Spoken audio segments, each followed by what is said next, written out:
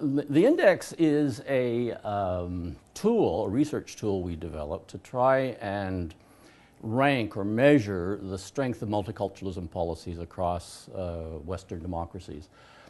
We developed this tool because we found that the debate about multiculturalism was growing more intense, and people were using the word in different ways and were making very bold claims about what was happening without a lot of evidence.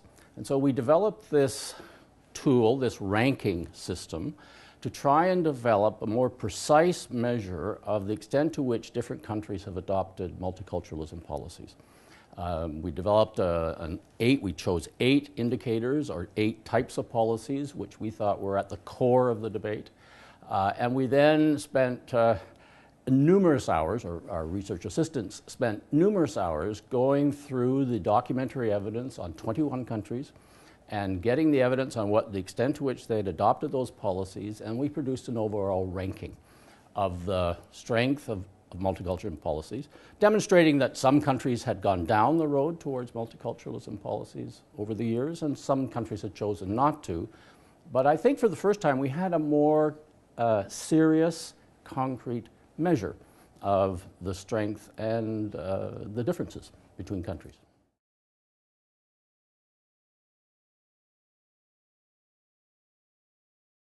Well, I think there are several important differences. You would have to start with the nature of the immigration flows in the 2 cases. In the Canadian case, we have, had a much longer history of immigration. This is a historic country of immigration. It's been built, in effect, by immigrants. And so there's a historical comfort level with the level of immigration. There's also the fact that our policies have tended to select for higher levels of education and training in immigrants. And therefore, they have had a better record than certainly in Europe of moving into the labor force and becoming self-sustaining and productive members of society, people who contribute to the country effectively. We've had some difficulties more recently in that regard, and immigration policies being adjusted. But certainly compared to Europe, we have had a more successful process of integrating newcomers into the economic and social mainstream. And then I think the final big difference about Canada compared to some other countries is that we have developed, I think, a more open conception of our basic identity, who we are as a people, partly because of the historic nature of the country, the fact that we have never had one single culture. We've always been a kind of combination of different peoples, Quebec, First Nations, people whose heritage was originally from the UK. From the very beginning, the country had multiple peoples here and multiple cultures. And as a consequence, it was easier, perhaps, for us to have an identity that was more inclusive, not to have a tightly defined sense of who we are. And so immigrants, when they came, didn't have to leap over as many cultural hurdles, I think.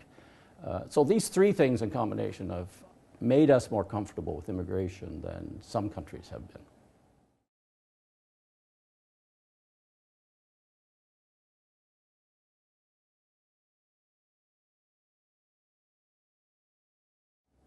Well, it's a complicated story in Europe because, and our Multiculturalism Policy Index is actually very helpful here.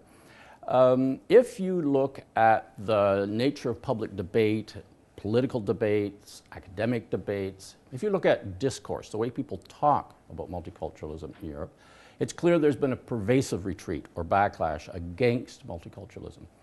If you actually look at policies in these countries, if you look at the actual programs that have been put in place, to recognize, support, legitimate cultural differences, there's been relatively little change.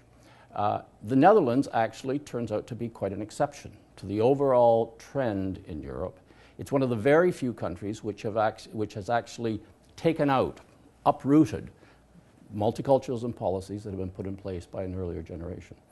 Most of Europe has either maintained the policies they put in place or in some cases expanded. So on average, multiculturalism policies got stronger over the last decade, a decade in which public debate actually attacked multiculturalism. So there's a kind of odd disjunction between the debate on one hand and the policies on the other.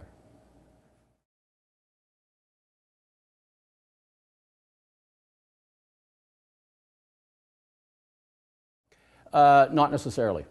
I would argue that the Canadian policy package actually combines multiculturalism and what the Europeans now call civic integration. We have policies in place which support cultural diversity, which celebrate the diversity of Canada. Indeed, it's one of the central features of how we define ourselves. We are diverse, and we think that's an appropriate kind of society to live in.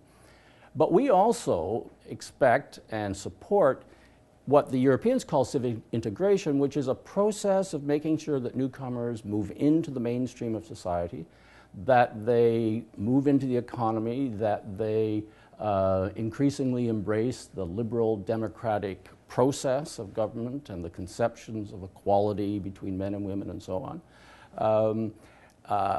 An emphasis in our naturalization policies on the fact we expect newcomers to learn about not just our languages, but our history, our culture, our geography, our political institutions.